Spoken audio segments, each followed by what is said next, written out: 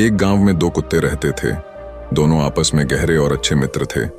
साथ साथ रहते और साथ सोते थे। उनमें से एक कुत्ता का काला था तो उसका नाम कालू था। दूसरा कुत्ता लाल था तो उसका नाम लालू था। एक दिन दोनों कुत्तों ने तीर्थ यात्रा करने की सोची, किंतु वे रास्ता नहीं जानते थे। दोनों ने निश्चय किया कि यात्रा शुरू तो करें, रास्ता तो अपने आप निकल आएगा। एक दिन वह दोनों एक साथ तीर्थ यात्रा पर निकल दिए। चलते चलते उन्हें एक गांव दिखा। काफी रात भी हो गई थी तो वह दोनों एक पेड़ के नीचे सो गए। थके होने के कारण उन्हें नींद आ गई। सुबह होने पर फिर अपनी यात्रा पर निकल पड़े। एक गांव पार किया। दूसरे गांव के पास पहुंचने पर उन्हें भूख लगी। वहां उन्हें 4-5 चूहे दिखाई दिए। लालू की पूंछ खड़ी हो गई। वह कालू से कहता है, क्यों गंडक जी, आप फरमाओ तो मैं इन 3-4 चूहों की चटनी बना डालूं। कालू ने गर्दन हिलाकर कहा, नहीं भाई लालू जी, हम तीर्थ यात्रा पर निकले हैं और तीर्थ यात्रा में किसी की हत्या करना पाप होता है, तो आप कोई दूसरा उपाय खोजो जिसमें कोई जीव की हत्या ना हो तथा हमें कुछ ऐसा ना खाना पड़े जिससे हमारी तीर्थ यात्रा भंग हो। दोनों कुत्ते एक सपाटे पर रुक गए। वहां पर एक मंदिर था। कुछ देर आराम करने के पश्चात दोनों ने फैसला किया कि अलग अलग दिशा की ओर चलना चाहिए। जिसको जो मिलेगा खा लेंगे। एक साथ चलते तो दोनों में से किसी का भी पेट नहीं भरेगा।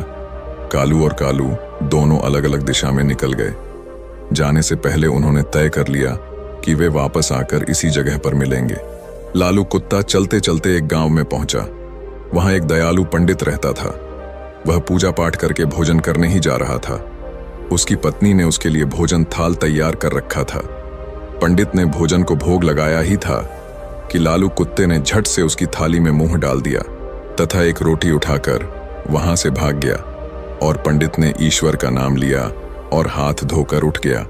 पंडित ने अपनी पत्नी से कहा, बेचारे ये गंडक जी भी कितने भूखे हैं, सो आप ये भोजन की थाली इन्हें ही खिला दीजिए। पंडित की पत्नी गुस्सा होकर बोली, आप ये क्या कह रहे हैं? इस गंडक जी को ये थाली, इसमें कितने अलग अलग पकवान हैं, 2 तरह की सब्जी, अचार, दही, खीर, पूरी। पंडित दया भाव से बोला, तुम ठीक कहती हो, पर ये भी भूखे हैं। आप तो ये थाली इन्हें ही दे दीजिए। सोच लो कि ये थाली इनके ही भाग्य में लिखी थी। इसके पश्चात पंडित ने लालू कुत्ते को खूब पेट भरकर भोजन करवाया। लालू ने उसे खूब दुआएं दी। उधर कालू कुत्ता एक किसान के यहाँ पहुंचा। किसान अपने खेत में चक्कर लगा रहा था और जंगली जानवरों को खेत से बाहर निकाल रहा था। किसान की पत्नी खाने की थाल रख कर गई थी। थाल में भिंडी की सब्जी थी और बाजरे की रोटियां थीं। खेत का काम पूरा करके वह थाल खोलकर खाना खाने को तैयार हुआ ही था कि कालू ने तुरंत ही उसके भोजन में मुंह डाला और थोड़ी सी रोटी का टुकड़ा तोड़कर भागा। किसान एकदम से गुस्से में आ गया और खड़ा उठा। उसकी आंखें अंगारों की तरह लाल हो गई। उसने अपनी लाठी उठाई गाली देते हुए। उसने लाठी से इतनी जोर से वार किया कि कुत्ते की कमर टूट गई। वह पीड़ा से चिल्लाने लगा। कमर टूट जाने के कारण वह भाग ही नहीं सकता था। इसी बीच उसकी कमर में 3-4 लाठियां और पड़ गई। कुत्ता अधमरा हो गया। उसका साथी लालू चौराहे पर खा पीकर आराम कर रहा था। वह खड़े होकर अपने साथी का इंतजार कर रहा था। उसका साथी उसे कहीं भी नजर नहीं आ रहा था। लाचार और उदास होकर वह चौराहे पर बैठ गया। थोड़ी देर बाद उसे कालू अपनी तरफ नजर आते हुए खुश हो गया। वह जल्दी से उसकी ओर भागा।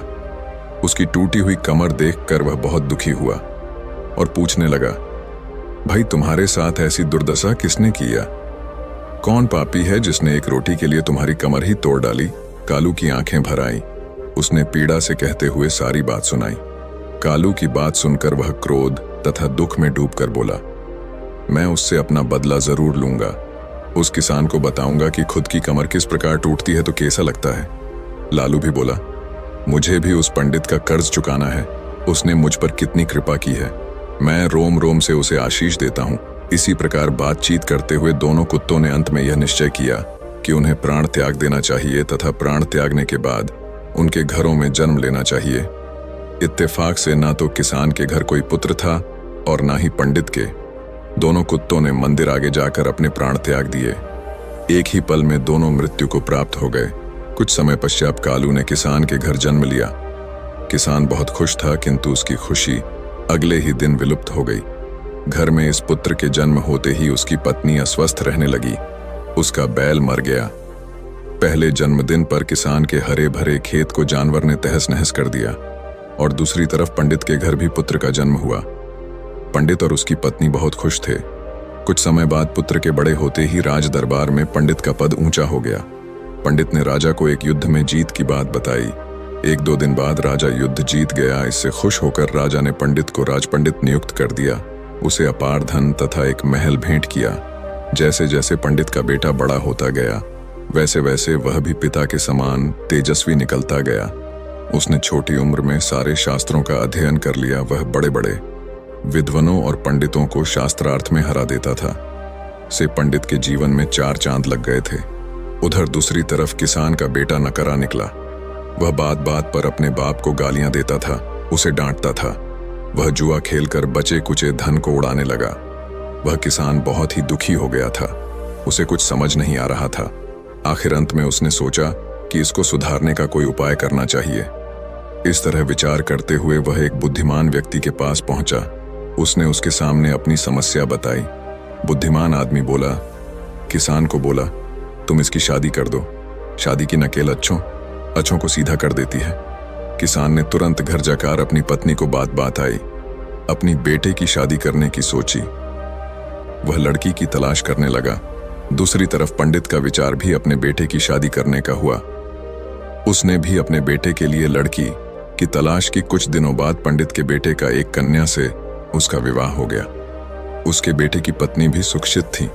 उसके आते ही घर को स्वर्ग बना दिया। उसके बाद किसान ने भी अपने पुत्र का विवाह करा लिया। शादी बड़े अच्छे से हो गई। शादी के अगले दिन ही उसका बेटा अचानक चल बसा। उसकी पत्नी रोने लगी। वह किसान बेहोश हो गया।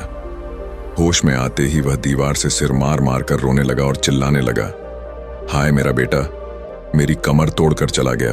पंडित का बेटा उसी गांव में कथा कह रहा था, इस संसार में जो जैसा कर्म करता है उसे वैसा ही फल प्राप्त होता है। किसी भी व्यक्ति को 2 रंगों में कर्म फल मिलता है। कर्म आखिरकार सामने आता है, जैसा बोगे वैसा ही काटोगे। जल्द ही या बाद में ब्रह्मांड आपको वो परोस देगा जिसके आप हकदार हैं। कर्म ही व्यक्ति की पहचान का मुख्य आधार होता है। आपके कर्म आपके चरित्र को परिलक्षित करते हैं। जीवन में सफलता प्राप्त करने के लिए हमें हमेशा सकारात्मक कर्म करने चाहिए, क्योंकि कर्म ही हमारे भविष्य को निर्धारित करते हैं। दोस्तों, आपने आज के इस वीडियो से क्या सीखा वह मुझे आप कमेंट में बता सकते हैं। इसी के साथ में उम्मीद है कि आपको आज की वीडियो पसंद आई होगी। तो इस वीडियो को उस इंसान को शेयर करें जिससे यह कहानी सुनने की ज़रूरत है, और उसी के ठीक बाद चैनल को सब्सक्राइब करें। तो चलिए फिर मिलते हैं ऐसी एक और नई वीडियो में एक नए मैसेज के साथ। तब तक के लिए अपना ख्याल रखें। धन्यवाद और नमो बुद्धाय।